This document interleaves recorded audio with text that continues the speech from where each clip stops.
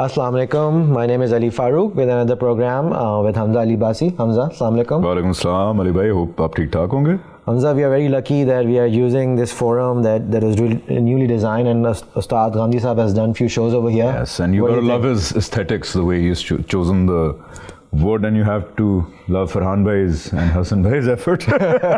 No, but it's a good point, you know, experiencing Ustad, we find the aesthetic sense and the ability to like things that are nice. वो है ना कि अल्लाह ताला खुद भी खूबसूरत है, and he loves beauty, and he wants that his people should also love beauty, he should also love elegance. कि अल्लाह के बंदे वो हैं जो बड़े फितरतन तौर पे बड़े नफीस लोग होते हैं. I mean, and I would like to do a detailed topic with that, because the first time I ever heard Ustad was an Alif program talking about beauty. अच्छा. Jamaliyat. हाँ, हिस्सा जमालियात. Yeah, it was a beautiful topic. That's the first time I ever found out. I never knew he was a religious scholar actually. At that point I thought he's a philosopher. He does give that vibe. He doesn't look like a traditional Islamic scholar. So today I wanted to focus on an element, because I when we're talking like last few times, probably the first program we had, you talked a lot about women in your life. You talked about your mother, your wife, your sister. And I really wanted to, you know, bring up casually, as we were in the last few sessions as well, what should be the woman's role? And, you know, if you look at my experiences, especially you're talking about southern Asia as well, where we came from, but also a lot of times the society we have here in the US, you feel they're cornered, right? And they're smart. And they can do a lot, and if you give them the platform, they'll go and rise above. They can be in Air Force, and they can fly planes. They can be in banking and run the entire bank, a multinational bank. So where do you stand on that? I stand on that where Allah Ta'ala stands. Again, it doesn't matter what I believe about what a woman's role should be or what she should do. We should seek what Allah Ta'ala has said, especially us Muslims, right? So Allah Ta'ala has said very clearly that for him, both men and women are equal, except who is more pious. Both men and women have equal capabilities. Yes, they have different roles in societies, but equal capabilities. And hence we see so many examples from the life of the Prophet Sallallahu Alaihi Wasallam. For example, a woman warrior who fought alongside the Prophet. Warrior with a sword. Sahaba would joke about her. I have her name written down, but it's too difficult. Sahaba joked about it, that if Khalid bin Walid and she fought, probably she'd win. Then the first magistrate of Medina, appointed by who? Hazrat Umar, a woman. The first university of Islam, established by a woman, Fatima al-Fari, 800 AD. So, for us Muslims, we should really, with an unbiased mind, seek what Allah Ta'ala has said about women. And what He has said, they're all equally capable, have different roles to play, but equally capable. Maybe in some ways more capable. Yeah, I mean, that's what you see. I mean, no matter what forum you give, and a lot of times you'll see they're exceeding. When we were in college, you know, in my high school and in college, you'll see that most of the time people who were getting better in academics were actually women, right? They're better rulers. Then why does the society right after that, and this is an example of my friends, you know, like what happened? What happened to them, right? They go into a real life, and then they a lot of times are cornered. Because our society is very patriarchal. Our societies, men have always had an upper hand when it comes to having a say in the society, right? So I think that it's a cultural thing, and I believe that it's damaging our society, it's damaging women. Women are going through so much trouble, especially in our society. And we Pakistanis, our masla ye hai ki we don't want to accept that there is something wrong in our society. We take it as Pakistan bashing. It's not Pakistan bashing. There is a lot of problems for women, and I would advise women कि अगर उनको कोई कहे ना कि इस्लाम में ये है, do double check on your own self if it's true or not, because in our society we're also using very actively Islam to suppress them. Because it gives us a religious backing to oppress them. That needs to change. I mean, my concern is not cultural. Culture evolves, culture takes hundreds of years.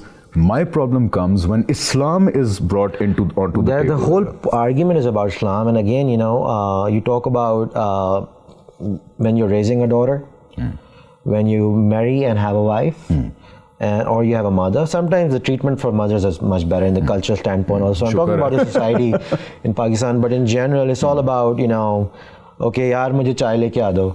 right? And that whole sense of this chauvinism that comes out of it is and the whole argument is that you are supposed to be... It's not backed up by Islam. It's, I think, taken in the wrong context, and it seems like it backs up. The male chauvinism is not backed up by Islam. Not the male yeah, I mean, the point is that the reasoning you use a lot of Islamic verses and Islamic ahadith and other Islamic traditional thoughts and thought processes to explain that you are supposed to do this while I'm supposed to step out and have fun, and you can go and take care of 5 kids and have and 4 cook wives, food, and then also wake up in the morning, and don't forget to pray as well, and make sure the kids also learn praying. I'm going to do whatever, you're not supposed to ask me. Exactly. That when it comes to men, they would make sure, those men who like that, I mean, of course, we're not like that, right? You're not like that, right? I hope not. But men who like that, I mean, let's face it, they'd use anything. They'd use to convince themselves, to justify this behavior to themselves. Some men will use religion, some will use culture, some will use honor, some will use other things. It's just a male psychological problem that, yes, men have been and are physically a little more stronger, physically, not emotionally. Yes, they've had traditionally the responsibility of bringing the bread onto the table, of earning a living, especially pre-industrial revolution era, when women couldn't do the kind of labor that men did. Yes, Allah Ta'ala has made a man the provider for a family. Yes, Allah Ta'ala has made him the, let's say, the CEO of a family, but Allah Ta'ala has also told him to be a nice person. Allah Ta'ala has also told him to lower his gaze and guard his modesty. Allah Ta'ala has also told him कि risk हलाल कमाओ, बीवी के साथ अच्छा behave करो. So मर्दों को चाहिए कि सबसे पहले वो खुद they should get आगाही लेनी चाहिए, they should get the knowledge कि अल्लाह ताला उनसे क्या चाहते हैं. हमारे मर्दों का focus सारा ये होता है कि अल्लाह ताला औरत से क्या चाहते हैं. That's a big problem. And that's a hypocrisy, right? Of course, everyone needs to be within the categories and the realm given to them, but the focus is कि आप पर्दा कर लें, आप घर में रह जाएं. The person who is actually telling them himself, whatever he executes, is not a concern. And by the way, ये भी clear होना चाहिए कि we believe here कि the traditional concept of parda, we believe that's not in Islam. So that happens whenever I put something up. There are people who go like, oh, so you're going to tell us about Islam because the women in your house, you can't even cover them up. Number one, it's not your responsibility. Allah ka wasta, let women be. Don't become droge on them and go like, it's my responsibility. If I don't cover them up, I'll be answerable to God. No, everyone will be answerable for their own deeds. This is a problem. We believe women should dress modestly, जैसे कुरान में लिखा हुआ है. यहाँ पे here in Islam, we believe that women should dress modestly. जीनत को अल्लाह ताला ने बस कहा है कि अगर जीनतें हुई हो तो उसको थोड़ा छुपा लें. बाकी we don't believe here that you have to be covered up in a way. The veil, the cover. It's your choice. I mean, if a woman wants to wear a veil, let her wear a veil. Of course. But if you say that no, Allah Ta'ala has specifically said that you wear certain kinds of clothing, and if you don't wear that, you're going to burn in hell forever.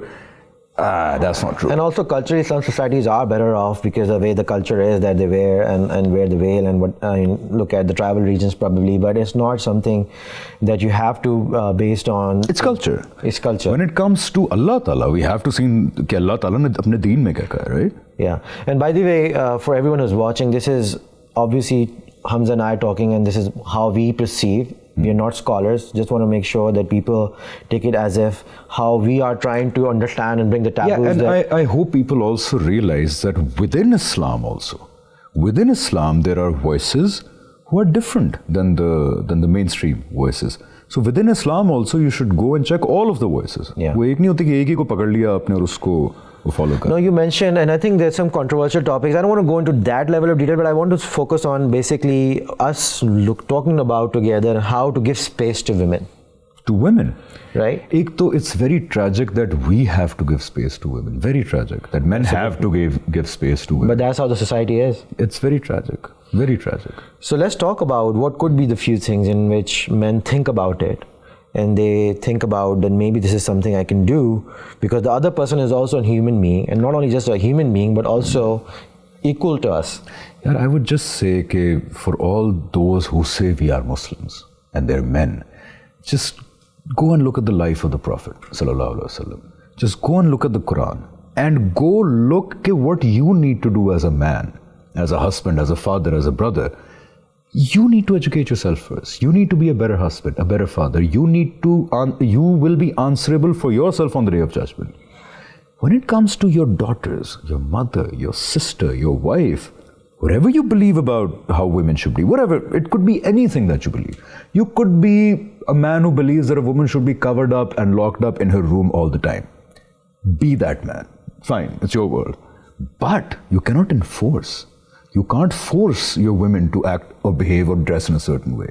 You can't force anybody, let alone women. It should be their own decision. What they want to wear, what they want to do. It should be their decision, not yours. Your job is to keep educating them. Yeah. And let them decide. Jab Allah Ta'ala has given all of us free will, so who are you to enforce something on people? Yeah. And if we believe that something is right, if the other person is able to conclude on their own that that's the right thing, they will actually do it for long term. They will do it from here. Right. For example, for all those husbands who believe that their wives should be covered up head to toe, even though we believe Allah Ta'ala has not instructed that to women. But if you are that man and you believe that a woman should be covered head to toe, educate her, convince her, right? If you force it, or if you say, oh, if you love me, then wear a niqab. She'll wear a niqab, but where will she stand with that niqab on the day of judgment of Allah Ta'ala? She didn't do it for Allah Ta'ala, she did it for you. If you force her, she will do it for you again because she's scared of you. But she won't have anything in front of Allah Ta'ala. Allah Ta'ala balke aapko pakdenge aake. And I know dress code is important, but I think the more important than that is actually the capacity and the space that they need to deliver their own aspirations, right? That's where I think it's more even... Yeah, we need to see them as human beings. As human beings, they have skills, they have talent, they have desires. They have brains, they have a heart, sometimes much bigger than men. They want to feel accomplished. They want to feel... Every human wants to feel accomplished, every human being. The problem is we see women... Not we shouldn't generalize it, but many of us see women as second-class creation. Isn't it a misnomer in Islam that a woman was created from Hazrat Adam's rib? A lot of people will bring up so many verses from Quran to prove that point. मर्द औरतों पे कवाम है, ठीक है? इस्लाम के अंदर मर्द और औरत equal हैं. We're talking about gender roles in a family. वो different हैं. मर्द family का provider है, उसको अल्लाह ने एक higher position दी है. औरत जो है वो, but it has nothing to do with male and female because माँ की position higher है बाप से. So those men, the women should ask them to go get educated about this. अल्लाह ताला ने कहीं ये नहीं कहा कि मर्द औरत से superior है. मैं आपको डंके की चोट पे कह रहा हूँ, कहीं भी नहीं कहा. Hamza, आप कोई verse लेके आ रहे हैं. Growing up, we heard about Surah Nisa, Islam, and which says, and I don't want to make it a scholarly discussion. We are having more based on what we learn as students, right? I'm writing it down to you. Will never I can never in my mind believe that Islam will tell us, Allah Ta'ala will say you can beat women. I just can't comprehend. Allah Ta'ala is not saying that you can beat women. I was stuck on that verse, and we've had that discussion, right? And it's so odd that we're talking about women and there's no woman on it. It's just men talking about women as usual. There is one, I don't think she'd want to come here. But sorry, what were we talking about again? Surah Nisa. So I was stuck on that ayat. But when I read it, when I finally, Ghamidi Sahab played a huge role, and Numan Ali Khan's explanation is also great. And a few women scholars, Allah Ta'ala has not instructed you to go beat your wife. That ayat is... I just had a kid. This is your understanding about this is my understanding, and I'm taking it as it's written there. Okay. Trust me, if you literally take it, it makes sense. I have a kid right now. He's about 4 months old, right? I know how important both parents are for that kid. You know, he searches for us. When I come in front of him, he gives a smile. When Namal comes in front of him, he gives a smile. Imagine now you take away one of that parent. Imagine take away both of those parents. Imagine you have a split family. Imagine you have a split house. आप देखते हैं शादी को अपने point of view से. मुझे प्यार हो गया, मुझे इश्क हो गया. I love you, I want to get married to you. अल्लाह ताला कुरान में शादी को बच्चे के point of view से देख रहे हैं. That infant, that child, if he is not, अगर उसकी सही तरबियत नहीं हुई, he can grow up to be anything. He could grow up. All the serial killers, by the way, in the world. Literally all the serial killers, broken families, broken parents, लड़ाएं आपस में. अल्लाह ताला ने कुरान में from the child's point of view family पे इतनी importance डाली है कि यार या तो don't get married, don't have kids, don't.